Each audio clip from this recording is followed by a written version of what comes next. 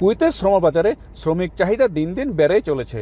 দেশের বিভিন্ন উন্নয়ন প্রকল্প এবং বিভিন্ন খাতে উন্নতি করতে প্রয়োজন দক্ষ কর্মীর। কুয়েতের সরকার নিজ দেশের নাগরিকদের পাশাপাশি বিদেশি দক্ষ শ্রমিকদেরও নিয়োগ দিয়ে থাকেন।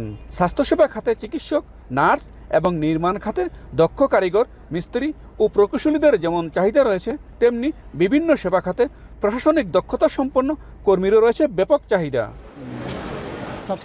কুয়েতের মূল অর্থনৈতিক চালিকা শক্তি তেল, বিদ্যুৎ এবং পানি সেক্টরে বিভিন্ন দেশের প্রকৌশলীদের পাশাপাশি গুরুত্বপূর্ণ ভূমিকা পালন করছেন বাংলাদেশি প্রকৌশলীরাও।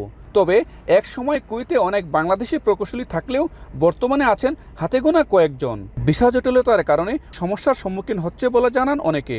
বাংলাদেশ সরকারকে এ বিষয়ে উদ্যোগী হওয়ার আহ্বান জানান কুয়েতে কর্মরত বাংলাদেশি প্রকৌশলীরা। নতুন ইঞ্জিনিয়ার না আসার কারণ যেটা হলো ভিসার সমস্যা। ভিসাটা যদি খোলা থাকতো ব্যক্তিগতভাবেও অনেকেই হয়তো আসতে পারতো চাকরি নিয়ে ইঞ্জিনিয়ার হিসাবে বা প্রফেশনাল হিসাবে।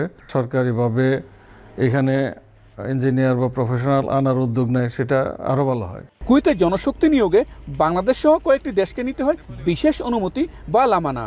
বাংলাদেশের ক্ষেত্রে এ প্রথা বাতিল করে বিভিন্ন খাতে দক্ষ জনশক্তি নিয়োগের ক্ষেত্রে জোর প্রচেষ্টা চালানো হচ্ছে বলে জানান কুয়েতে নিযুক্ত বাংলাদেশের রাষ্ট্রদূত মেজর জেনারেল সৈয়দ তারেক হোসেন।